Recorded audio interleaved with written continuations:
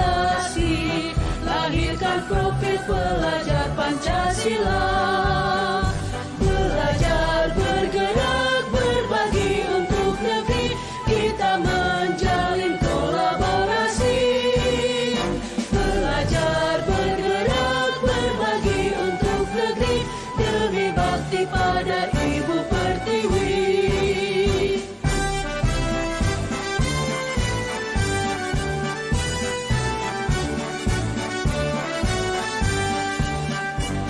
Bulatkan tekad, kuatkan hati, negeri ini memanggilmu kawan.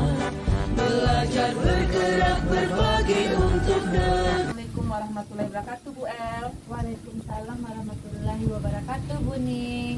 Gimana kabarnya, Bu El? Alhamdulillah baik, Bu. Ibu gimana kabarnya? Alhamdulillah baik juga, Bu El. Sebelum kita melakukan coaching ya, Bu El, sebagai awal saya akan melakukan beberapa pertanyaan sama Ibu.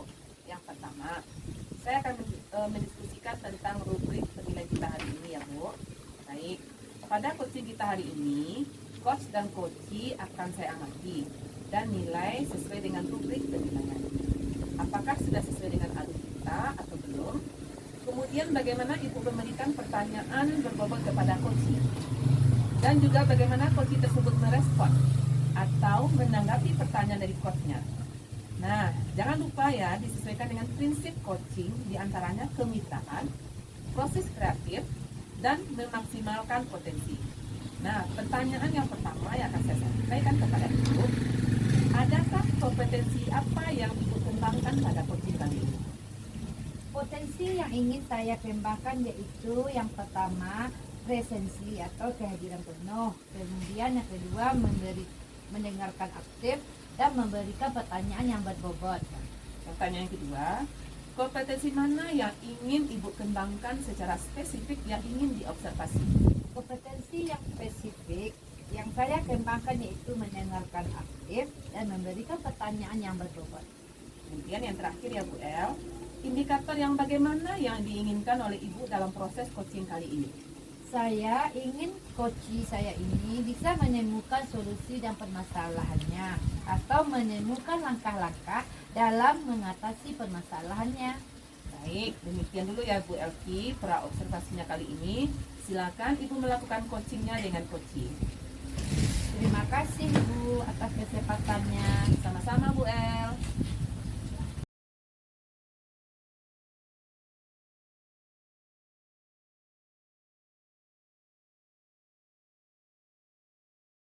Assalamualaikum warahmatullahi wabarakatuh. Waalaikumsalam Bu Elvi. Bagaimana kabarnya? Baik Bu Elvi, alhamdulillah. Bu Elvi bagaimana kabarnya? Alhamdulillah sehat. Dengar-dengar Bu Yesus ada yang mau disampaikan atau diceritakan begitu? Iya Bu Elvi, betul sekali. Ada sesuatu yang ingin saya sampaikan kepada Bu Elvi.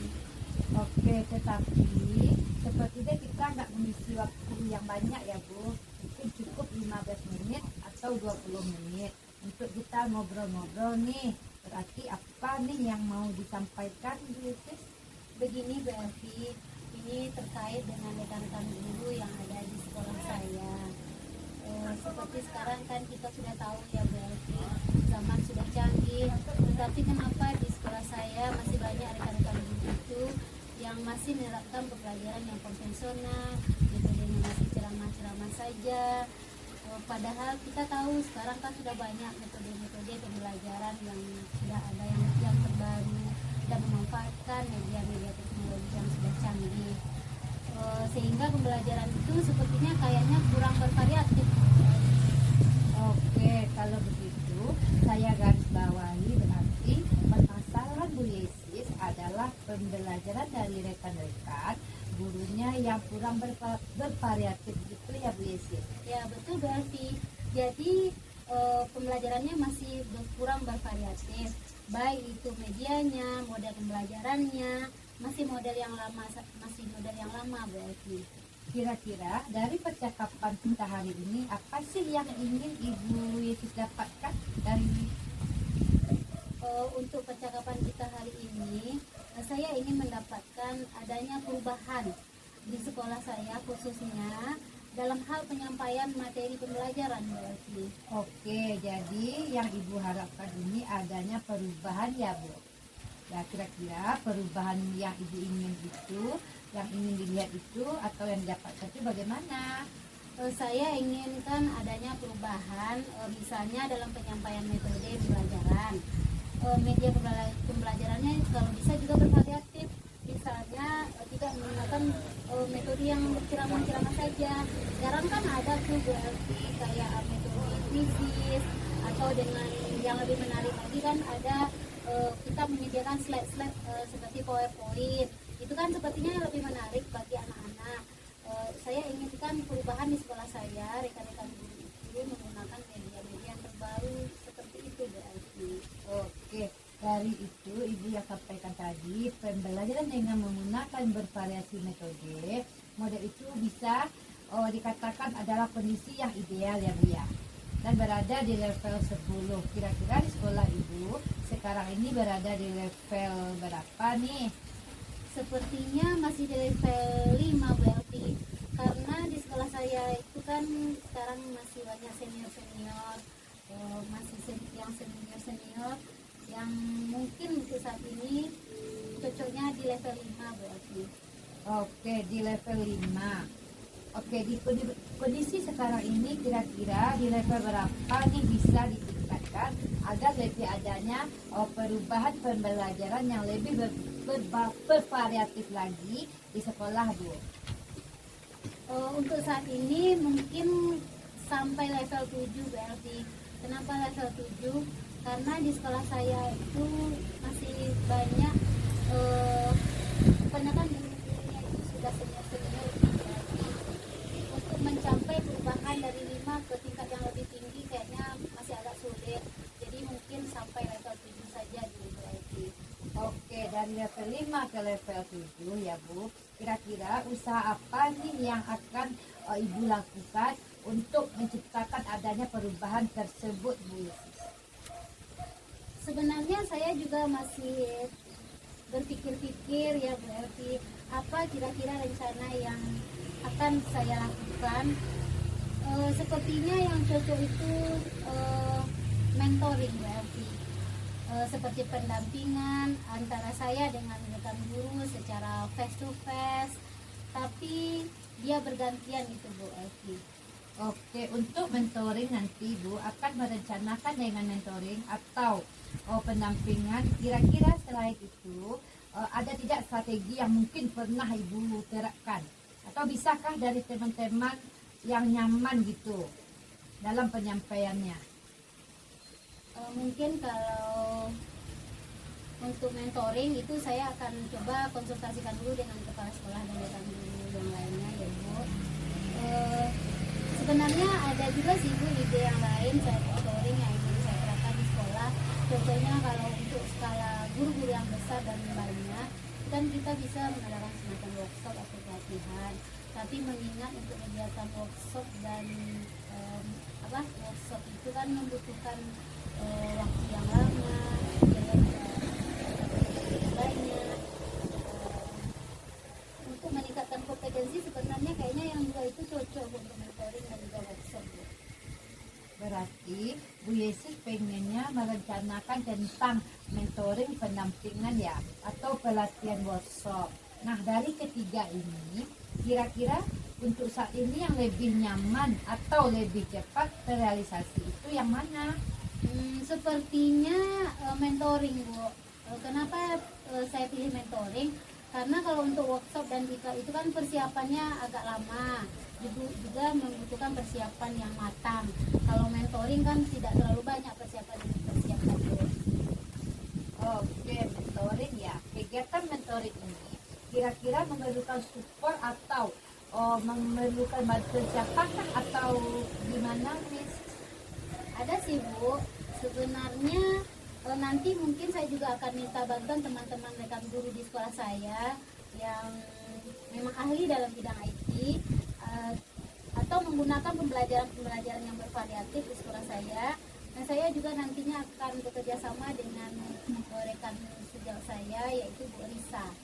Oke, berarti Bu Yesus pengen melakukan mentoring ini dengan cara berkolaborasi ya Bu ya, dengan rekan-rekan kerjanya. Kira-kira kapan nih Bu Yesus mau direalisasikan mentornya? Insya Allah secepatnya Bu.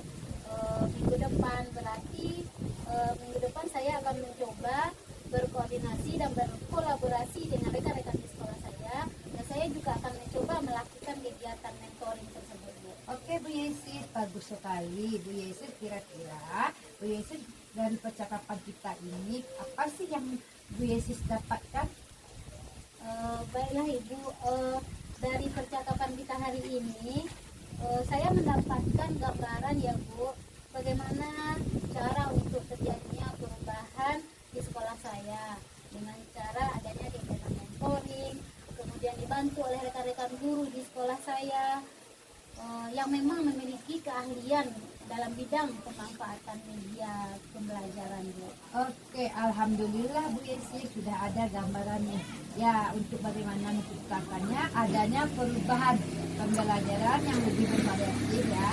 Oke, saya tunggu nanti kabarnya Bu Yesus setelah melakukan mentoring untuk mendengarkan cerita-cerita lagi dan warna. Mungkin percakapan kita hari ini kita cukupkan sampai di sini ya Bu Yesus. Semoga rencana-rencana Bu Yesus untuk mentoring, berkolaborasi dengan temannya bisa berjalan dengan baik. Baik Bu, terima kasih banyak ya Bu.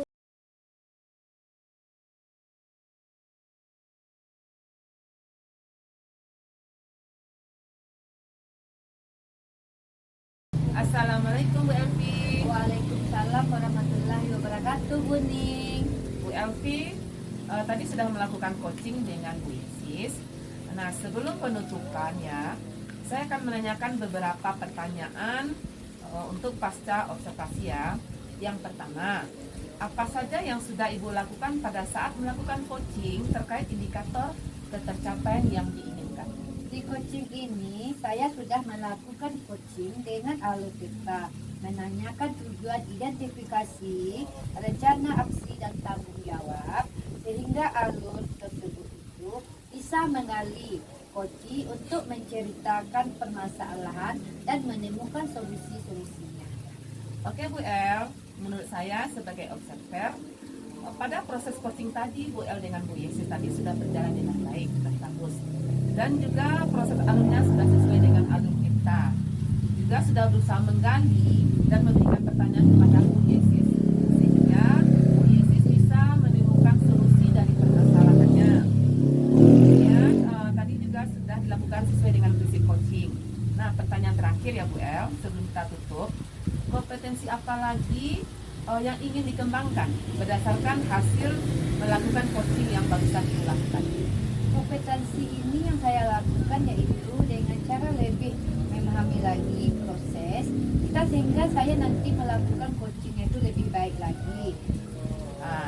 Baik Bu El, semoga kedepannya kita bisa melakukan coaching dengan lebih baik lagi ya Bu. Demikianlah observasi kita hari ini, semoga bermanfaat. Kemudian semoga lain kali kita bertemu lagi. Assalamualaikum warahmatullahi wabarakatuh Bu El. Waalaikumsalam warahmatullahi wabarakatuh Bu Ning.